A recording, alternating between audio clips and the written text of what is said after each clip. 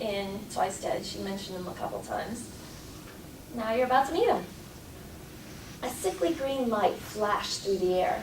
The putrid smell of decay met my nose, and I found myself surrounded by 3 purple-shrouded things. They held up taloned, 3-fingered hands, and the light returned, creating a green haze between them and me.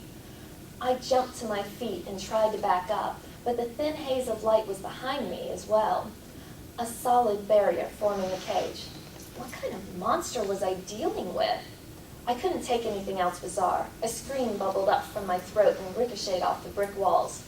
"None of that now," said a voice near the front of the alley. I turned. A man in a tight, tailored suit walked toward me, his face a picture of disdain. "Have some dignity and don't draw attention to yourself," he said, pulling a thick book out of thin air. He stood there a moment, flipping pages. I glanced over my shoulder. Bobby was up now, his attention shifting from Nathaniel to the shrouded things and then to the book-conjuring stranger. Nathaniel, for his part, appeared to have forgotten the fight and looked just as baffled by the stranger's appearance. I turned back to the stranger in the expensive suit. "Who are you?" "I'm your judge, and you," he ran a finger down a page in the book, stopping halfway. "Ah, here. You are Kidda of the clan Nakai, shifter of Firth. You are found guilty of attacking and wounding a human, thus turning said human into a rogue shifter who menaces his fellow humans, thus endangering and exposing the whole non-human community. You are also held responsible for the deaths caused by that rogue. For those crimes, your life will be forfeit." He snapped the book shut. My jaw fell slack, but no words emerged. "No, I couldn't have." I shook my head. "Forfeit?"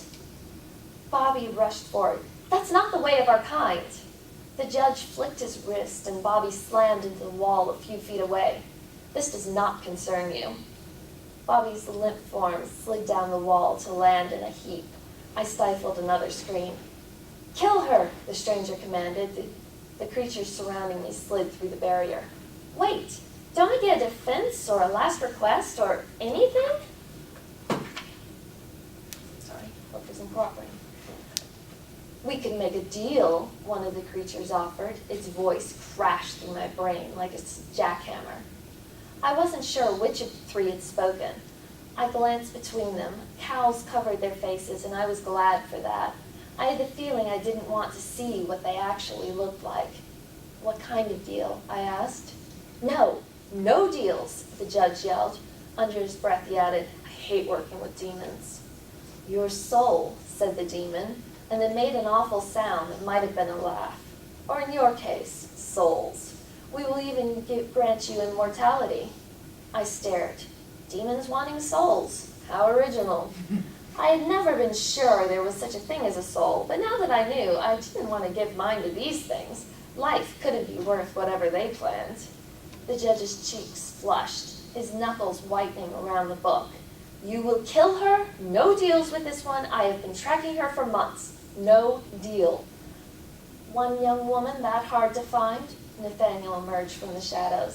"Do you have any evidence of this alleged crime she committed?" The judge's eyes narrowed as he studied Nathaniel. "What business do you have here, vampire?" "None at all, but I have perused her mind. I personally saw no evidence she attacked a human and turned him into a rogue shifter." Nathaniel paused. "But if her claims of innocence are unimportant to you, at least let her be of service. Surely your biggest concern is finding the rogue who is causing the problem. Let her find him. She can deliver him to you." I glared at Nathaniel. Was he crazy? Well, yes, obviously, but the judge looked thoughtful. "Do you agree to this, Kidda, shifter of Firth?" I bit my lower lip. "Find a crazed murderer or die right this moment?" Hesitantly, I nodded. "Say that you accept," he snapped.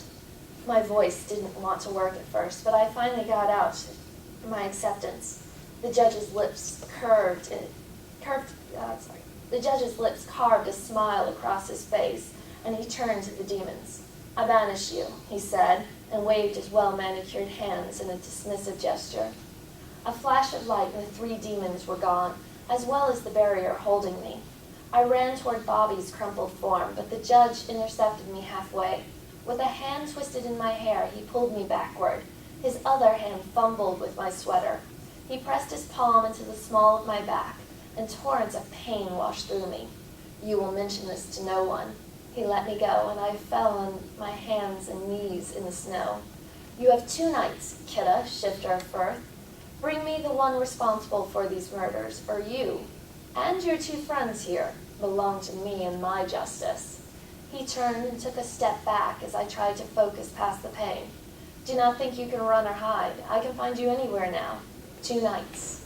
Then he vanished.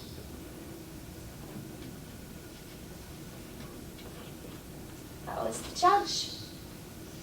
And lots of things mentioned in this you've now seen in that. Because yay, time travel in books. Only without time travel.